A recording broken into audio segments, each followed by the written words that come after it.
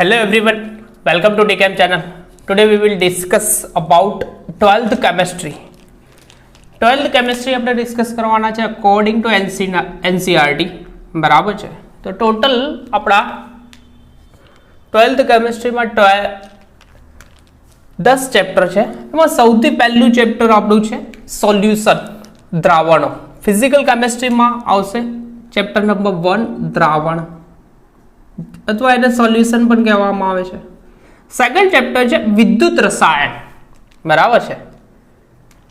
તો second chapter છે વિદ્યુત રસાયણ જેને ઇલેક્ટ્રોકેમિસ્ટ્રી પણ કહેવામાં આવે છે.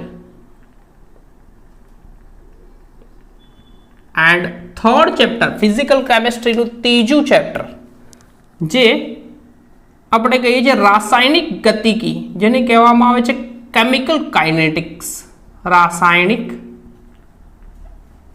ગતિકી બરાબર છે. તો આને આ ત્રણ ચેપ્ટર ફિઝિકલ કેમિસ્ટ્રીનું chapter number 1, chapter number 2 and chapter number 3 importance છે. કેમ કે મેક્સિમમ ચેપ્ટર નંબર 1 માંથી 4 માર્કનો ક્વેશ્ચન કાં તો એક્ઝામ્પલ કાં તો થિયરી આવી શકે એન્ડ કેમિકલ કાઇનેટિકમાંથી એક્ઝામ્પલ અને થિયરી આવી શકે બરાબર છે.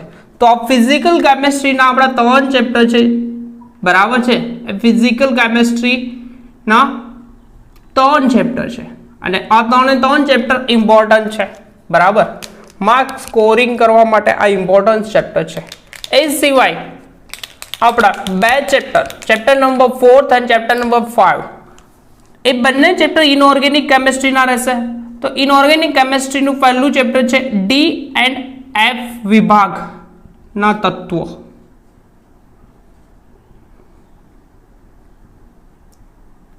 બરાબર, જેમાં સંક્રાંતિ શ્રેણીનો સમાવેશ થશે બરાબર છે. એ સિવાય 5મું ચેપ્ટર એ પણ એટલું જ ઇમ્પોર્ટન્ટ છે. ચેપ્ટર નંબર 5 સંકીર્ણ સંયોજનો જેનું નામ છે સંવગ સંયોજનો. સંવગ સંયોજનો અને આ ચેપ્ટર પણ ઇમ્પોર્ટન્ટ રહેશે કારણ કે 4 માર્કનો ક્વેશ્ચન આમાંથી પણ આવી શકે છે બરાબર છે. મેક્સિમમ 4 માર્કના ક્વેશ્ચનમાં ફોકસ કરીએ તો આ હશે. તો આ 2 ચેપ્ટર રહેશે આપણે ઇનઓર્ગેનિક કેમિસ્ટ્રીના રહેશે. એ સિવાય આપણું ચેપ્ટર નંબર 6 જે છે એ ઓર્ગેનિક કેમિસ્ટ્રીનું હશે હેલો આલ્કીન એન્ડ હેલો એરીન સંયોજનો. હેલો આલ્કીન અને હેલો એરીન સંયોજનો. આ સંયોજનો એટલે કે હેલોજન ગ્રુપ ધરાવતા સંયોજનો હશે. એરોમેટિક અને એલિફેટિક સંયોજનો એનું ડિસ્કશન કરવાનું છે ચેપ્ટર નંબર 6 માં. ચેપ્ટર નંબર 7 રહેશે આપણું આલ્કોહોલ, ફિનોલ અને ઇથર જેની બનાવટ, જેની રિએક્શન અને ગુણધર્મો જોવામાં આવશે. Alcohol, phenol and ether chapter number 7. Chapter number 8 રહેશે આપણું aldehyde, ketone and carboxylic acid સંયોજનો. Aldehyde, ketone and carboxylic acid સંયોજનો. ઝિલિક એસિડ સંયોજન એન્ડ ચેપ્ટર નંબર 9 રહેશે અમાઇન સંયોજનો. ચેપ્ટર નંબર 9 રહેશે એમાઇન સંયોજનો. જે પણ ઓર્ગેનિક કેમિસ્ટ્રીમાં રહેશે એમાઇન સંયોજનો. ચેપ્ટરનું નામ છે એમાઇન સંયોજનો અથવા અમાઇન પણ કહી શકીએ. એન્ડ લાસ્ટ ચેપ્ટર છે આપણું બાયોકેમિસ્ટ્રીનું બરાબર. જૈવિક અણુઓ. ચેપ્ટરનું નામ છે જૈવિક અણુઓ. જૈવિક અણુ. તો આ ચેપ્ટર પણ એટલું જ ઇમ્પોર્ટન્ટ છે. તો ટોટલ ઓર્ગેનિક કેમિસ્ટ્રીના ટોટલ 5 ચેપ્ટર હશે, 6 થી લઈને 10 બરાબર ઓર્ગેનિક કેમિસ્ટ્રીના ચેપ્ટર છે.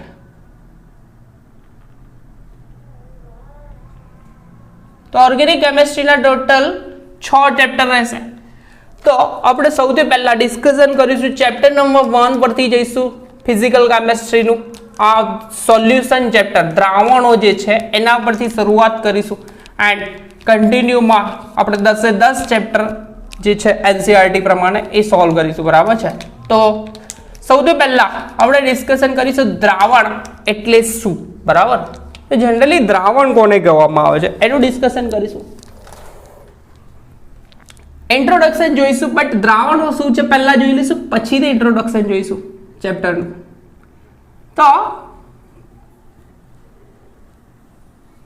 દ્રાવણ કોને કહે છે તો બે કે તેથી વધુ પદાર્થો ને મિશ્ર કરી ને સમાંગ અને એકરૂપ મિશ્રણ બનાવવામાં આવે તો તેવા મિશ્રણને દ્રાવણ કહેવામાં આવે છે ડેફિનેશન કંઈક આવી છે એક્ઝેક્ટ ડેફિનેશન આવી છે કે બે કે તેથી વધુ પદાર્થોને મિશ્ર કરી ને સમાંગ અને એકરૂપ મિશ્રણ બનાવવામાં આવે બે વર્ડ છે સમાંગ અને એકરૂપ એ શું છે મેં કહું છું મિશ્રણ બનાવવામાં આવે તો આવા મિશ્રણને દ્રાવણ કહે છે બરાબર તો સૌથી પહેલા આપણે ડેફિનેશન લખીશું દ્રાવણની કે દ્રાવણ કોને કહેવામાં આવે તો બે કે તેથી વધુ પદાર્થોને મિશ્ર કરવામાં આવે એવું જરૂરી નથી બે હોય બે કરતા વધારે પણ હોઈ શકે તો બે કે તેથી વધુ પદાર્થોને મિશ્ર કરી બે કે તેથી વધુ પદાર્થો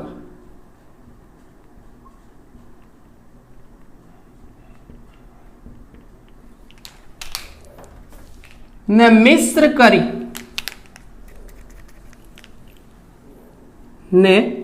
મિશ્ર કરી સમાંગ અને એકરૂપ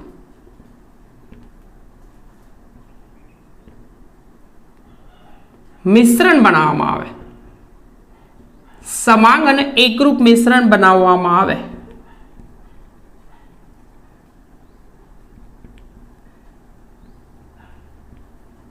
તો તેવા મિશ્રણને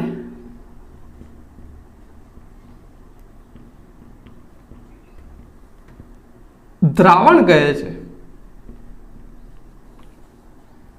એકદમ સિમ્પલ ડેફિનેશન છે કે બે કે તેથી વધુ પદાર્થોને મિશ્ર કરવામાં આવે અને સમાંગ અને એકરૂપ મિશ્રણ બને તો તેવા મિશ્રણને દ્રાવણ કહે છે તો સપોઝ બે પદાર્થો આપણે મિશ્ર કરીએ તો સપોઝ જોઈએ તો એક બીકર લેવામાં આવે એક બીકર લઈએ અને એક બીકરમાં 500 ml વોટર લઈ લો પાણી લઈ લો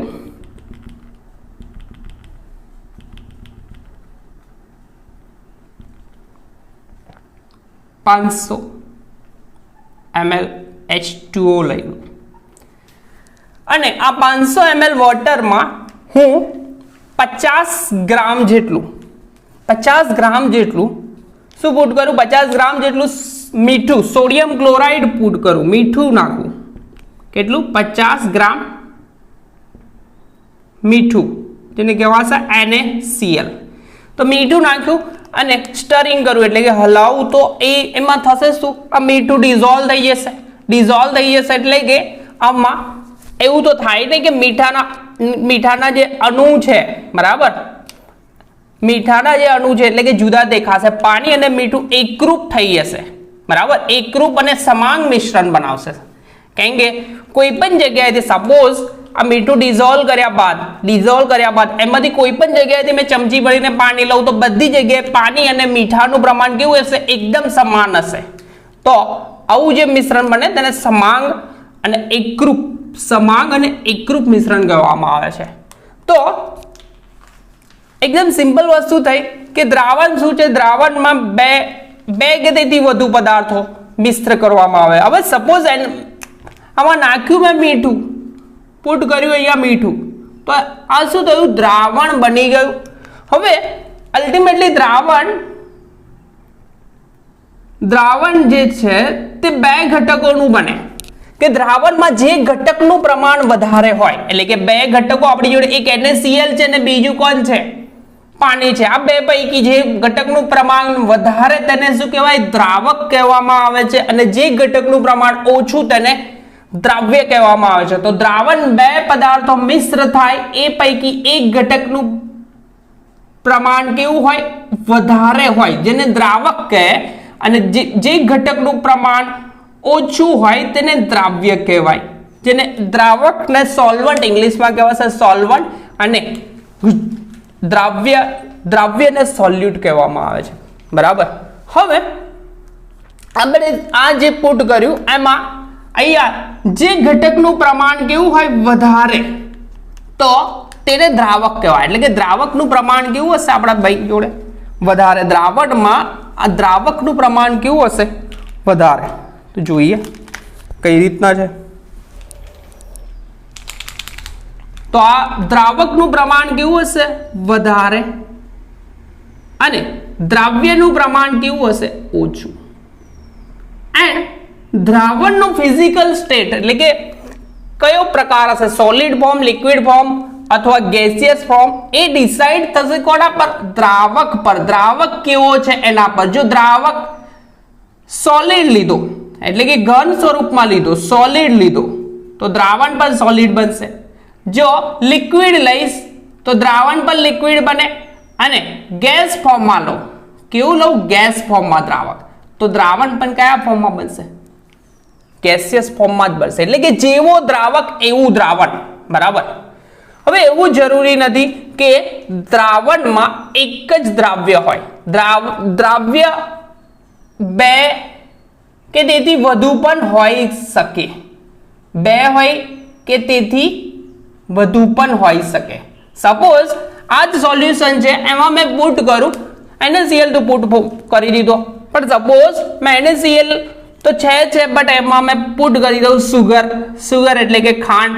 ખાંડ એટલે કે સુક્રોઝ, C12H22O11, બટ મેં સિમ્પલ લખું છું ખાંડ. બરાબર. તો ખાંડ બી પુટ કરું. સપોઝ ખાંડ નાખી મેં 50 ગ્રામ, સેમ અમાઉન્ટ, તો આમાં આ પણ દ્રાવ્ય થશે. આ જે ફોર્મ થયું સોલ્યુશન, એ ખાંડ પણ ડિઝોલ્વ થઈ જવાની 50 ગ્રામ, આ બી 50 ગ્રામ ડિઝોલ્વ થઈ જશે. બરાબર. અને આ બંને શું થશે? ખાંડ અને મીઠું, આ બંને થશે દ્રાવ્ય. શું થશે? દ્રાવ્ય. એને કહેવાશે સોલ્યુટ. શું કહેવાશે? સોલ્યુટ. આ પણ દ્રાવ્ય થશે. અને 500 ગ્રામ H2O જે છે, 500 ગ્રામ કે ml, કારણ કે ડેન્સિટી એક જ છે, ઘનતા એક જ છે પાણીની, તો આ પણ શું થશે? દ્રાવક. તો દ્રાવણમાં જે ઘટકનું પ્રમાણ વધારે તેને શું કહેવાય? દ્રાવક. તો દ્રાવણ જે ફોર્મ થયું તેનું પ્રમાણ કેવું થયું? આ બે પૈકી આ દ્રાવકનું પ્રમાણ વધારે જ હોય. બરાબર. જે ઘટકનું પ્રમાણ વધારે તે દ્રાવક, અને દ્રાવણમાં જે ઘટકનું પ્રમાણ ઓછું તે દ્રાવ્ય. તો અહીંયા બે દ્રાવ્ય થયા. વધારે પણ પુટ કરી શકાય, કોઈ પ્રશ્ન નહીં. બરાબર. તો જ્યારે દ્રાવણમાં બે જ ઘટકો હોય, કેટલા? દ્રાવણમાં બે જ ઘટકો હોય, એક દ્રાવ્ય અને એક દ્રાવણ. એક દ્રાવ્ય અને એક દ્રાવક. દ્રાવણમાં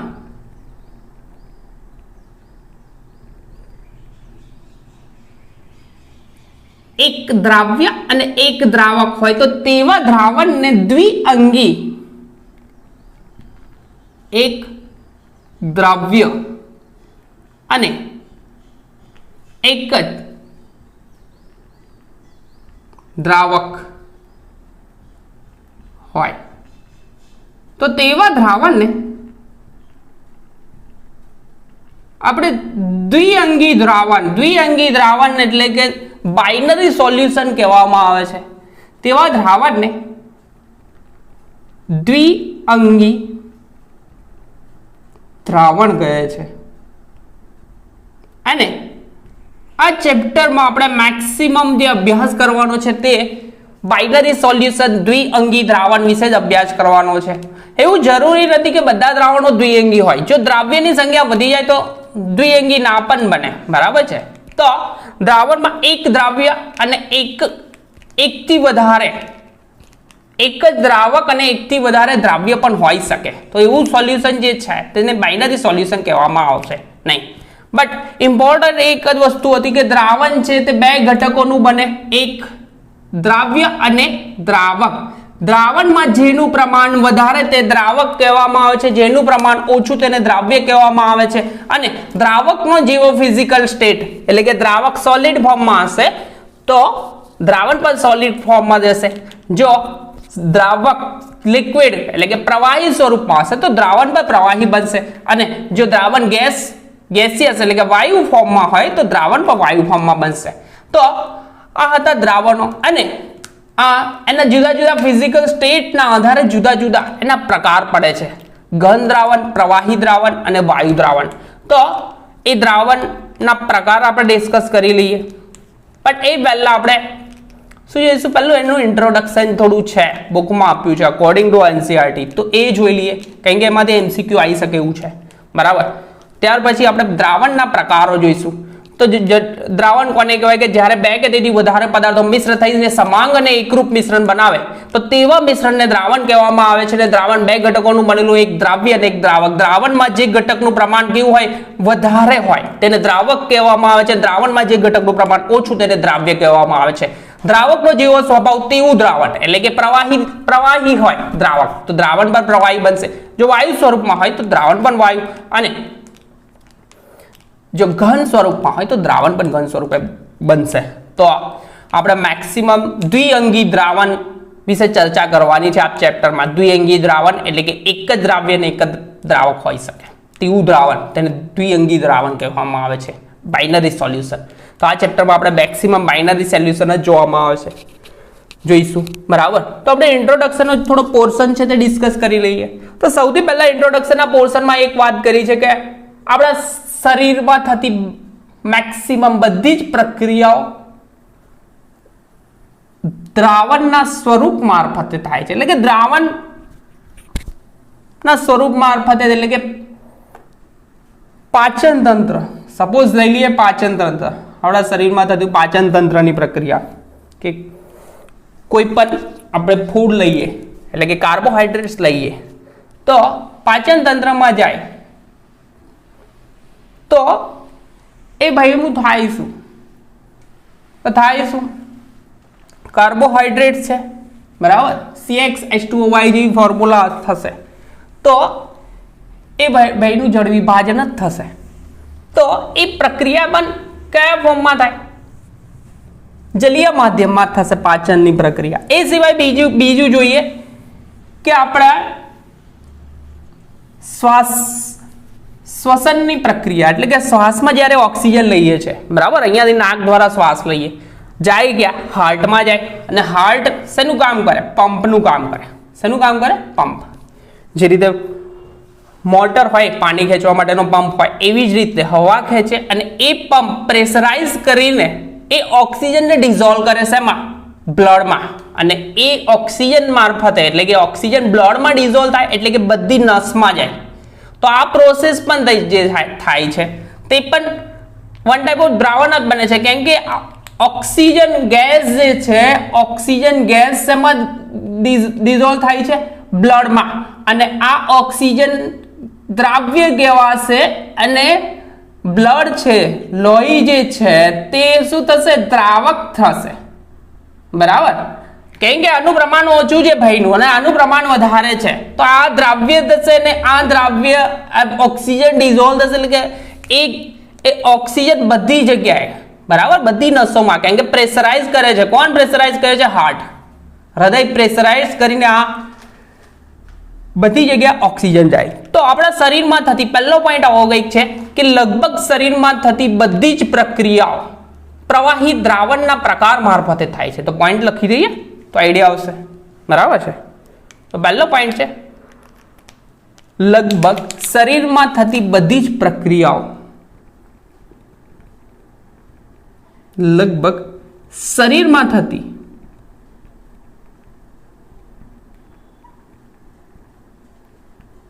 બધી જ પ્રક્રિયા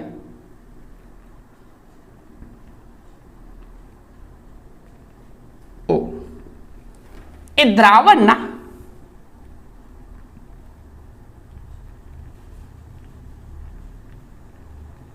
પ્રકાર મારફતે થાય. પ્રકાર મારફતે થાય છે. પહેલો પોઈન્ટ આવો છે.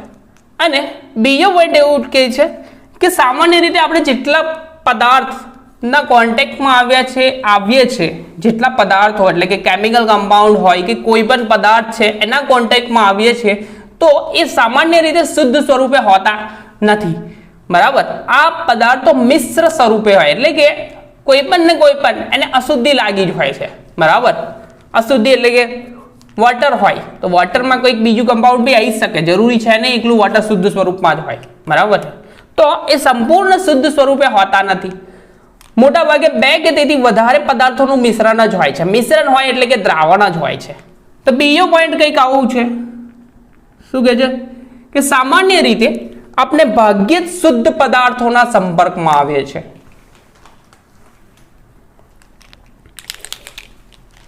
બીજો પોઈન્ટ એવું કહે છે સામાન્ય રીતે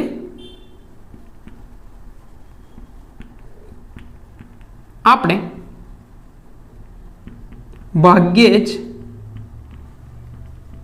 શુદ્ધ પદાર્થના સંપર્કમાં આવીએ છીએ.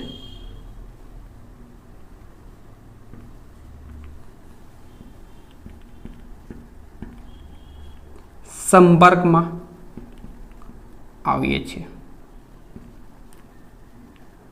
શુદ્ધ પદાર્થના સંપર્કમાં નથી આવતો એટલે એનો મતલબ કે 2 કે તેથી વધારે પદાર્થોનું મિશ્રણ જ હોય છે. અને 2 કે તેથી વધુ પદાર્થોનું મિશ્રણ હોય તો આ ભાઈ દ્રાવણ ફોર્મમાં હોય એમ જ કહી શકાય ને. તો 2 કે તેથી વધુ પદાર્થોના મિશ્રણમાં જ આવે છે એટલે લખી દો વર્ડિંગ 2 કે તેથી વધુ પદાર્થો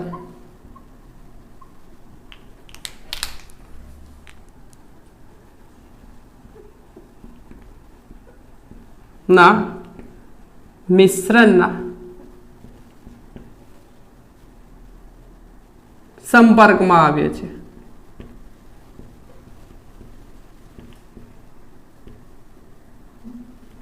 બે કે તેથી વધુ પદાર્થોનું મિશ્રણ જ છે. બરાબર. અને તેથી તેની ઉપયોગિતા પણ તેના સંગઠન પર આધાર એટલે કે કોઈ પણ પદાર્થ મિશ્રણ સ્વરૂપે હોય તો તેની ઉપયોગિતા એટલે કે એનું સંગઠન કેટલું છે, કયો પદાર્થ છે એના પર આધાર રાખે. તો લખી દઈએ તેની ઉપયોગિતા પણ તેના સંગઠન પર આધાર રાખે છે. તો તેની ઉપયોગિતા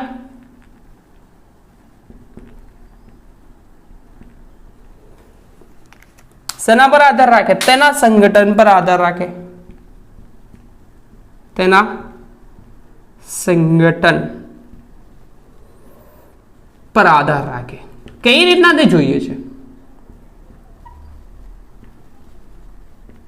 સપોઝ જોઈએ ને કે કોપર અને ઝિંકનું મિશ્રણ, જેને કોપર અને ઝિંકનું મિશ્રણ એને આપણે કહીએ છીએ બ્રાસ અથવા પિત્તળ. પિત્તળ તો જોયું હશે બધાએ, પિત્તળના વાસણ. બરાબર છે. તો કોપર અને ઝિંકની મિશ્ર ધાતુ છે આ પિત્તળ.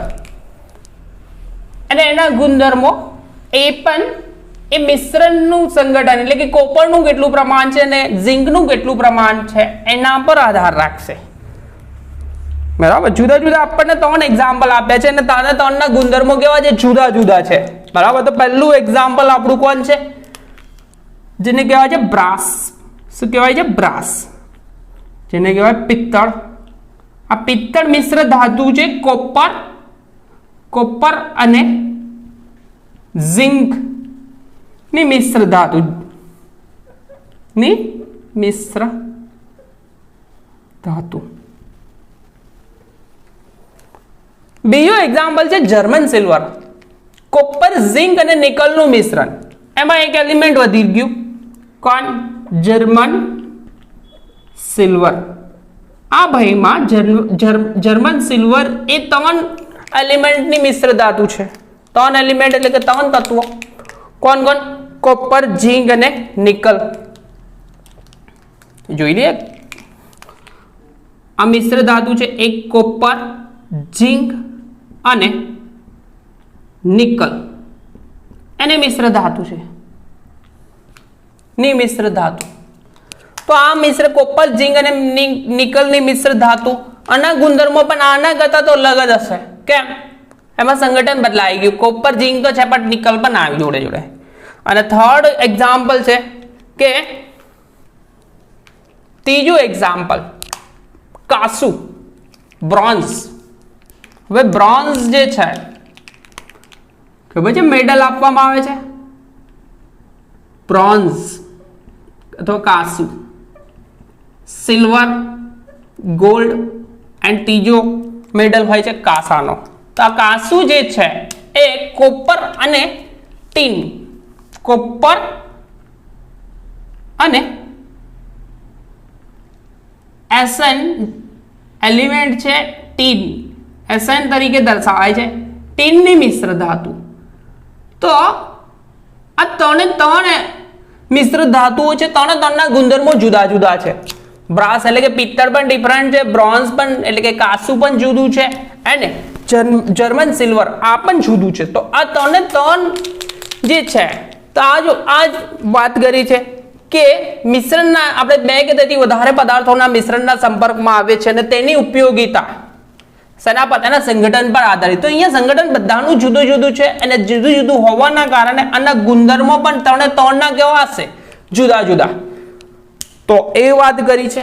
એ સિવાય થર્ડ પોઈન્ટ એવું કીધો છે કે પાણીમાં રહેલા ફ્લોરાઇડનું પ્રમાણ. હવે પાણીમાં રહેલી અશુદ્ધિઓ જે ફ્લોરાઇડ જે છે, તો ફ્લોરાઇડની અશુદ્ધિ જે છે બરાબર, એલિમેન્ટ છે 9મા નંબરનું એલિમેન્ટ છે ફ્લોરિન, બરાબર, ફ્લોરાઇડ.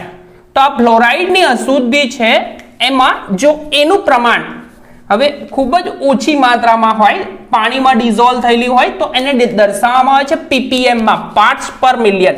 અને આ ચેપ્ટરમાં આપણે ડિસ્કસ કરીશું કોન્સન્ટ્રેશનના પાર્ટમાં કે ppm શું છે, બરાબર. તો પાણીમાં રહેલ 1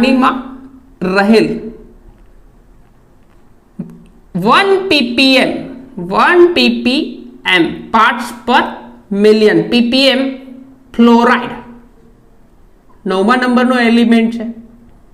ફ્લોરાઇડ ની અશુદ્ધિ કહી શકીએ કે ફ્લોરાઇડનું પ્રમાણ પણ કહી શકીએ, બરાબર, નું પ્રમાણ શું કરે ખબર, દાંતનું ક્ષયન રોકે છે. શું કરે છે, દાંતનું ક્ષયન એટલે કે દાંતમાં જે સડો આવે તે રોકે છે.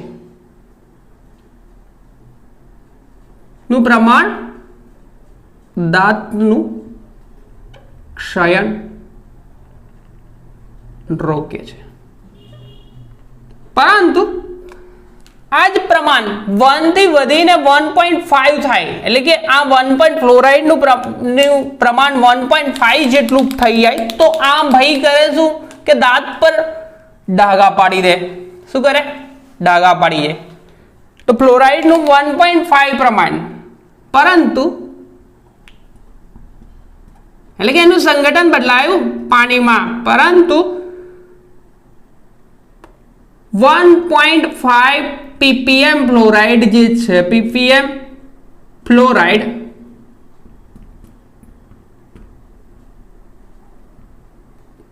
બરાબર એ દાંત પર શું કરે છે, ડાઘા પાડે છે.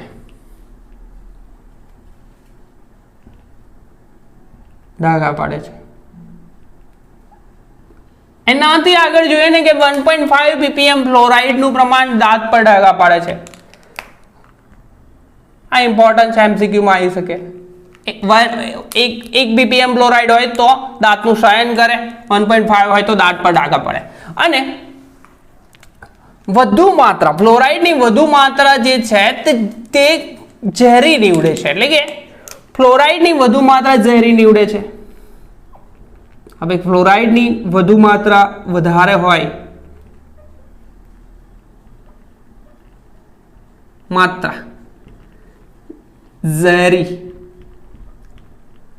નીવડે એ જોઈએ ને તો ઉંદર મારવાની જે દવા આવે છે જેમાં સોડિયમ ફ્લોરાઇડ એટલે કે ફ્લોરાઇડનું પ્રમાણ વધારે હોય, ઉંદર મારવાની દવા બરાબર એમાં હોય છે સોડિયમ ફ્લોરાઇડ. લખી દો ઉંદર મારવાની દવા એટલે કે આ ઝેરી જ છે જેમાં શું હોય? Sodium fluoride, NaF sodium fluoride હોય છે, સોડિયમ ફ્લોરાઇડ. આ સોડિયમ ફ્લોરાઇડ જે ભાઈ છે એ શું કરે? ઝેરનું કામ કરે, કારણ કે ફ્લોરાઇડનું પ્રમાણ વધી ગયું. બરાબર. તો ઇન્ટ્રોડક્શનમાં કંઈક આવું હતું. અને છેલ્લો પોઈન્ટ જે છે તેની વાત કરીએ તો છેલ્લો પોઈન્ટ અહીંયા લખી દઉં, લખીશું તો મજા આવશે. છેલ્લો પોઈન્ટ એવું કહે છે, આરંભ કરું છું. ઇન્ટ્રોડક્શનમાં શરીરમાં થતી બધી પ્રક્રિયાઓ જે મેક્સિમમ છે જે દ્રાવણ મારફતે થાય છે. બીજું કે આપણે શુદ્ધ પદાર્થોના સંપર્કમાં ભાગ્યે જ આવીએ છીએ. કોના સંપર્કમાં આવે છે? બે કે તેથી વધુ પદાર્થોનું મિશ્રણ સ્વરૂપે. અને એ સિવાય આ મિશ્રણ જે છે તે કેવું હશે, એની ઉપયોગિતા કેવી હશે? તો એ ઉપયોગિતા એનું સંગઠન કેટલું છે એના પર ડિપેન્ડ કરશે. તો એના માટે આપણે જુદા જુદા ઉદાહરણ જોયા હતા. કોપર અને ઝીંકની મિશ્ર ધાતુ જેને કહેવાશે બ્રાસ અથવા પિત્તળ. બરાબર. તો એના ગુણધર્મો જુદા છે. જર્મન સિલ્વર તો કોપર, ઝીંક અને નિકલનું મિશ્રણ હતું. એના ગુણધર્મો પર ડિફરન્ટ છે પહેલા કરતા, તો કેમ કે સંગઠન બદલાઈ ગયું. અને છેલ્લું છે કોપર અને ટીનની મિશ્ર ધાતુ જેને કહેવાશે બ્રોન્ઝ અથવા કાચું. બરાબર. અને છેલ્લો પોઈન્ટ એવું કંઈક કહે છે કે નસમાં આપવામાં આવતું ઇન્જેક્શન, એની સાંદ્રતા, આયનીય સાંદ્રતા એ ક્ષાર ધરાવતા પાણીમાં ઓગાળેલા હોય છે, એટલે કે સોલ્ટ ફોર્મેશન કરેલું પાણીમાં ઓગાળેલું હોય છે. અને જે લોહીના પ્લાઝમા ની સાંદ્રતા સાથે સુમેળ ખાય એવી હોય છે. એટલે કે બ્લડમાં જે પ્લાઝમા રહેલો છે, પ્લાઝમાની સાંદ્રતા અને ફરીથી બોલું છું, પ્લાઝમાની સાંદ્રતા અને આ જે આયનીય સાંદ્રતા ધરાવતું ઇન્જેક્ટ કરવાનું ઇન્જેક્શનમાં જે લિક્વિડ છે એની સાંદ્રતા લગભગ સેમ હોય એવું સોલ્યુશન ક્રિએટ કરવામાં આવે છે.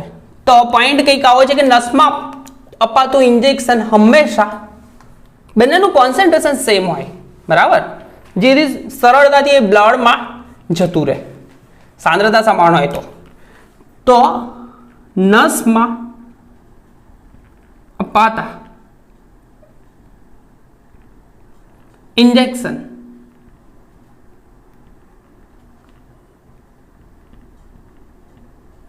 માં અમુક આયનીય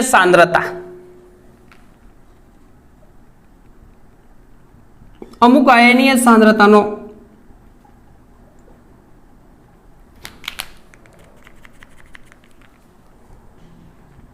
સાંદ્રતા ધરાવતા, હવે સાંદ્રતા શું છે તે તો આપણે નેક્સ્ટ ટોપિકમાં ડિસ્કસ કરવાનું છે. કોન્સન્ટ્રેશન. બરાબર છે. તો ધરાવતા પાણીમાં ઓગાળેલું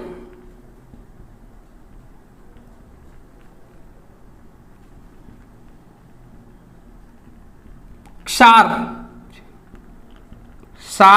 છે જેની સાંદ્રતા કોની સાથે? બ્લડમાં રહેલા પ્લાઝમા ની સાંદ્રતા સાથે સુમેળ ખાય એવી હોય છે. જેની સાંદ્રતા લોહીમાં રહેલ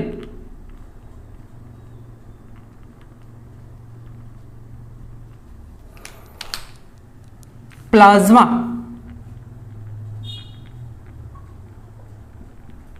સાથે સુમેળ ખાય એવી હોય છે.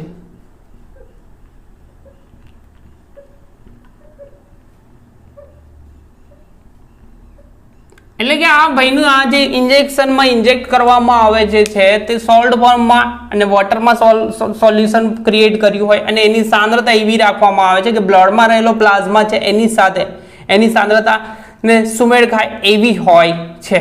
તો આટલું હતું ઇન્ટ્રોડક્શન પોઈન્ટ. બરાબર. તો સૌથી પહેલા આપણે ડિસ્કસ કર્યું દ્રાવણો કોને કહેવાય? તો દ્રાવણ ત્યારે બને કે દ્રાવકમાં દ્રાવ્ય ડિઝોલ્વ કરવામાં આવે તો ફોર્મ થાય શું? દ્રાવણ. અને જ્યારે દ્રાવણ ફોર્મ થાય તેમાં બે ઘટક હોય, એક દ્રાવ્ય અને એક દ્રાવક. તો દ્રાવ્ય કોને કહેવાય? કે જે ઘટકનું પ્રમાણ દ્રાવણમાં જે ઘટકનું પ્રમાણ ઓછું તેને દ્રાવ્ય, અને દ્રાવણમાં જે ઘટકનું પ્રમાણ વધારે તેને શું કહેવામાં આવે છે? દ્રાવક કહેવામાં આવે છે. અને દ્રાવણનો પ્રકાર કોના પર ડિફાઇન થાય? કેવા પ્રકારનું છે? એટલે કે ભૌતિક અવસ્થા, દ્રાવણની ભૌતિક અવસ્થા, ફિઝિકલ સ્ટેટ એ ડિફાઇન થશે દ્રાવકના સ્વભાવ પર. જેવો દ્રાવક તેવું દ્રાવણ. તો આપણે દ્રાવણના પ્રકાર જોઈ લઈએ. તો જુદા જુદા 3 પ્રકાર છે: ઘન પ્રકારનું દ્રાવણ, પ્રવાહી પ્રકારનું દ્રાવણ અને વાયુ પ્રકારનું દ્રાવણ. તો દ્રાવકના પ્રકાર કેટલા? 3 પ્રકાર પડશે. જોઈએ તો દ્રાવણનો પ્રકાર, પહેલું કોલમ રહેશે દ્રાવણનો પ્રકાર.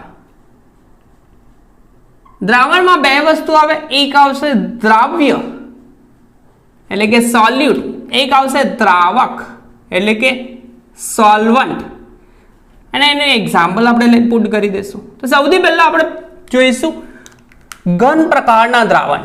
બરાબર. હવે દ્રાવણ કયા પ્રકારનું છે? આપણું ઘન પ્રકારનું. ઘન એટલે કે સોલિડ સ્વરૂપમાં. તો એના પછી એક વસ્તુ તો આપણને આઈડિયા આવી છે કે દ્રાવણ ઘન છે, એનો મતલબ શું થાય? આ દ્રાવક બધા કયા ફોર્મમાં હશે? ઘન. તો પહેલો પ્રકાર છે આપણો ઘન દ્રાવણ, સોલિડ પ્રકારનું દ્રાવણ. તો આપણા દ્રાવક ઘન સ્વરૂપમાં હશે. બરાબર. તો હવે મેં સપોઝ દ્રાવ્ય પણ ઘન સ્વરૂપમાં લો, તો દ્રાવ્ય પણ ઘન અને દ્રાવક પણ ઘન. તો આ એક્ઝામ્પલ એનું થશે કોપર અને ઝિંક ની મિશ્ર ધાતુ. આપણે હમણાં જ જોયું મિશ્ર ધાતુ, જેને કહેવાય છે પિત્તળ. શું કહેવાય? પિત્તળ અથવા બ્રાસ.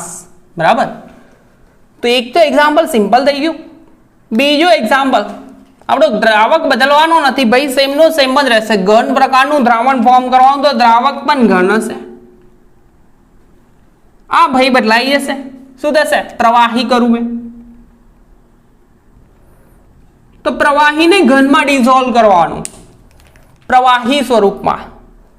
પ્રવાહીને ઘનમાં ડિઝોલ્વ કરીને ફોર્મ થાય છે તે. તો આ એક્ઝામ્પલ બહુ ફેમસ એક્ઝામ્પલ છે ઝિંક એમાલ્ગમ, ZnHg, ઝિંક એમાલ્ગમ. એમાલ્ગમ કહેવામાં આવે છે. એમાલ્ગમ એટલે કે થશે શું? ZnHg એમાલ્ગમ. તો અહીંયા થશે શું ખબર છે? ઝિંક જે છે એટલે કે ઝિંક જે છે દ્રાવક થશે અને પ્રવાહી કોણ થશે? પ્રવાહી કોણ થશે? પારો. આ જે છે Hg જે છે આ પ્રવાહી એટલે કે આ Hg હશે. કોણ હશે? Hg, પારો. અને ઘન સ્વરૂપમાં કોણ હશે? ઝિંક, ZnHg, ઝિંક એમાલ્ગમ નું મિશ્રણ. એકદમ સિમ્પલ છે.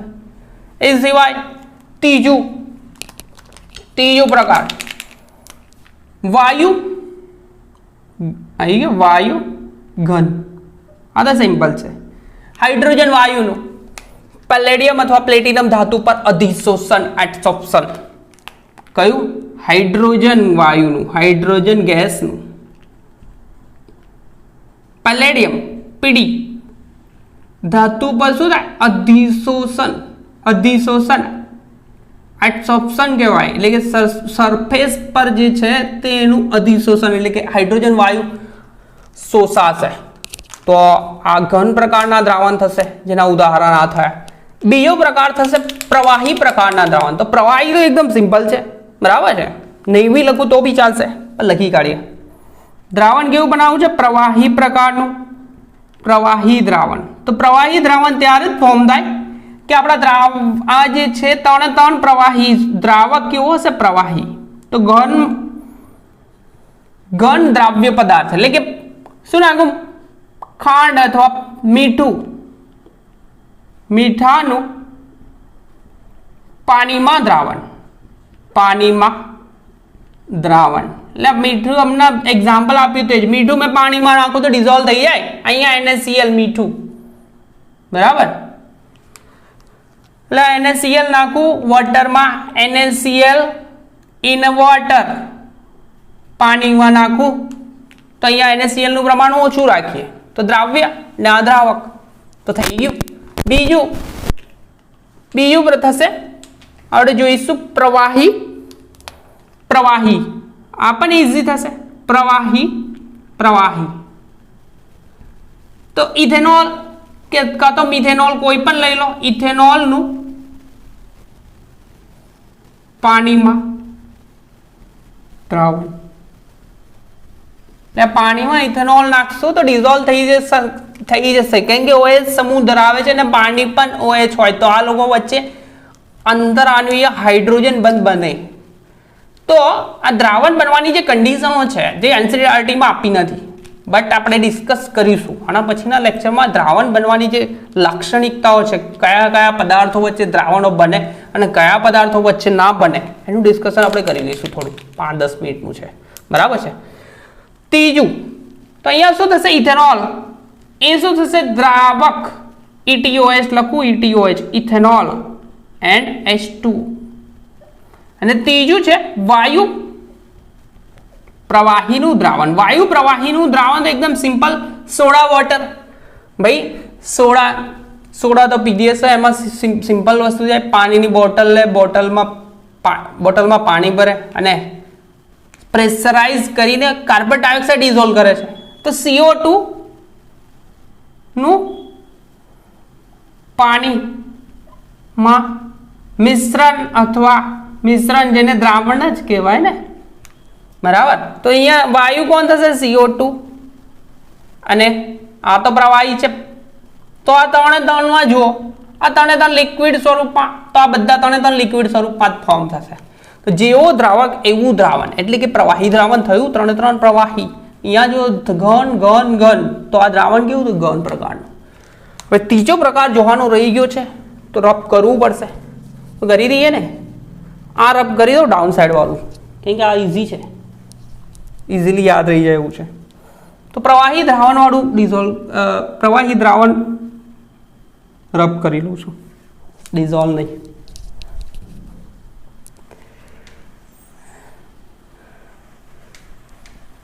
નેક્સ્ટ છે વાયુ પ્રકારના દ્રાવણ. એટલે કે ત્રણમાં દ્રાવણ કયા ફોર્મમાં હશે? ગેસિયસ ફોર્મમાં વાયુ દ્રાવણ. એકદમ સિમ્પલ છે વાયુ દ્રાવણોમાં પણ. વાયુના દ્રાવણો, વાયુ દ્રાવણ હોય તો ત્રણ કયા સ્વરૂપમાં હશે? આપણ વાયુ ફોર્મમાં, એટલે ગેસ સ્વરૂપમાં. આ બીજું પણ બનશે વાયુ સ્વરૂપમાં. અને ત્રીજું હવે સિમ્પલ વસ્તુ છે એકદમ, ઘન અને વાયુનું મિશ્રણ. એટલે કે દ્રાવ્ય ઘન સ્વરૂપમાં હોય અને દ્રાવક વાયુ સ્વરૂપમાં હોય. દ્રાવક એટલે કે એનું પ્રમાણ વધારે હોય. તો એકદમ સિમ્પલ છે, કપૂરનું હવામાં મિશ્રણ. એટલે કપૂરનો ટુકડો લઈએ, આ મૂકે ડીશમાં કે પ્લેટમાં, તો થોડી વાર પછી શું થાય છે? કપૂરની સુગંધ લાગે છે. એનો મતલબ શું? કપૂરનું શું થયું? સબ્લિમેશન થઈ જાય. સીધું સોલિડ ફોર્મમાં હોય તો લિક્વિડમાં જાય ને, સીધું સબ્લિમેશન. બરાબર. ઉદ્ધોપાતન કહેવાશે. સીધું ઉદ્ધોપાતન થાય અને શું થાય? કપૂર હવામાં ભળે. એટલે કે હવામાં નાઇટ્રોજન ઓક્સિજન બધા સાથે ભળાઈ જાય. તો કપૂરનું હવા, બુકમાં કીધું છે હવા નથી કીધું, નાઇટ્રોજન સાથે મિશ્રણ. બરાબર. નાઇટ્રોજન સાથેનું મિશ્રણ પણ કહી શકીએ, હવા સાથેનું મિશ્રણ કહી શકીએ. બરાબર. તો અહીંયા ઘન સ્વરૂપમાં કોણ હોય? કપૂર. આ કપૂર જે છે તે કયા ફોર્મમાં હશે? સોલિડ ફોર્મમાં. એટલે કપૂર તો જોયું, કેમ્ફર કહેવામાં આવે છે કેમિસ્ટ્રીમાં. બીજું છે આપણો પ્રકાર થશે, કયો થશે? પ્રવાહી વાયુનું મિશ્રણ. હવે પ્રવાહી વાયુમાં ડિઝોલ્વ થાય. એકદમ સિમ્પલ છે. પ્રવાહી એટલે કે મેં સપોઝ પાણી જ લઈ લઉં ને. બરાબર. H2O અને હવાનું મિશ્રણ, ભેજવાળી હવા. બરાબર. તો હવામાં કોણ ઓગળે? ભેજ ઓગળે. તો પાણી અને હવાનું મિશ્રણ, બે પદાર્થો થયા, એક દ્રાવ્ય અને એક દ્રાવક. મિશ્રણ બન્યું એટલે કે દ્રાવણ બન્યું. ભેજવાળી હવા પણ કહી શકે. અને ત્રીજું છે વાયુનું મિશ્રણ. આ તો એકદમ સિમ્પલ, હવા હવા જેમાં નાઇટ્રોજન અને ઓક્સિજનનું મિશ્રણ ખરું ને નું મિશ્રણ અથવા દ્રાવણ, બરાબર છે. તો આ થયું આપણું દ્રાવણોના પ્રકાર પણ જોઈ લીધા, જુદા જુદા ઘન, પ્રવાહી અને વાયુ. ઘન દ્રાવણ, ઘન પ્રકારનું કોપર ઝિંકનું મિશ્રણ આપણે પહેલા જ જોયું, બરાબર. બીજું પ્રવાહી ઘન, તો ઝિંક એમાલ્ગમ. તો આ ઝિંક કયા ફોર્મમાં? સોલિડ ફોર્મમાં, એટલે કે દ્રાવક સ્વરૂપે હશે ને. Hg જે છે તો એ શું? પ્રવાહી ફોર્મમાં, મીન્સ દ્રાવ્ય તરીકે હશે. બીજું વાયુ ઘન, તો આ હાઇડ્રોજન વાયુ, સિમ્પલ છે. હાઇડ્રોજન કયા દ્રાવ્ય ફોર્મમાં? પેલેડિયમ દ્રાવક ફોર્મમાં. એનાથી આગળ જોઈએ કે ઘન વાયુનું મિશ્રણ, તો કપૂર જે છે સોલિડ ફોર્મમાં હશે. ટુકડું મૂકીશું કપૂરનું પ્લેટમાં કે ડીશમાં, તો થોડી વાર પછી આપણને સ્મેલમાં આવશે. એનો મતલબ શું થયો? આ કપૂર જે છે એનું સબ્લિમેશન થયું, સીધું ગેસમાં કન્વર્ટ થશે ને ભેગું થશે કોના જોડ? હવા જોડ, અને આપણા શ્વાસમાં આવશે. એનાથી આગળ પ્રવાહી અને વાયુનું મિશ્રણ, બરાબર. તો પ્રવાહી વાયુનું એટલે હવામાં ભેજ આવી જાય, બરાબર. એ તો બધાએ અનુભવ્યું હશે કે પાણી ડિઝોલ્વ થયેલું હોય હવામાં, તો પાણી અને હવાનું મિશ્રણ શું થાય? ભેજવાળી હવા. અને વાયુનું મિશ્રણ, તો ઓક્સિજન અને નાઇટ્રોજનનું મિશ્રણ. કોઈ પ્રશ્ન નહીં. અહીંયા નાઇટ્રોજનનું પ્રમાણ વધારે હોય હવામાં, ઓક્સિજનનું પ્રમાણ ઓછું, તો નાઇટ્રોજન કોણ થશે? દ્રાવક થશે, અને ઓક્સિજન શું થશે? દ્રાવ્ય, બરાબર. એના પર્સન્ટેજ તો ખબર જ હશે, કોઈ ઇશ્યુ નહીં. નેક્સ્ટ લેક્ચરમાં જોઈશું આપણે કે દ્રાવણ કયા પ્રકારે બને છે, દ્રાવણ બનવા માટેની કેટલીક લાક્ષણિકતાઓ છે, તો એ જોઈશું. અને એના પછી આપણે જોઈશું સાંદ્રતા, કોન્સન્ટ્રેશન, બરાબર. અને સાંદ્રતાની જુદી જુદી ટર્મ જોઈશું. તો નેક્સ્ટ લેક્ચરમાં ડિસ્કસ કરીશું સાંદ્રતા એઝ વેલ એઝ દ્રાવણ બનવાની કેટલીક કન્ડિશનો છે એ પણ ડિસ્કસ કરીશું. તો નેક્સ્ટ લેક્ચરમાં મળ્યા દ્રાવણો સાથે. ત્યાં સુધી કન્ટિન્યુમાં પ્રિપેર કરતા રહો. અને ડીકેન ચેનલ પર 12th કેમેસ્ટ્રી આખું આવશે, 10 chapter with example and as well as material પર રિક્વાયર્ડ હોય તો એ બી આવશે. તો કન્ટિન્યુમાં ચેનલ પર આવતા રહો અને રેડ બટન પર ક્લિક કરો અને લેક્ચર્સને મેક્સિમમ શેર કરો. તો નેક્સ્ટ લેક્ચરમાં મળ્યા કોન્સન્ટ્રેશન ટર્મ સાથે, સાંદ્રતા સાથે.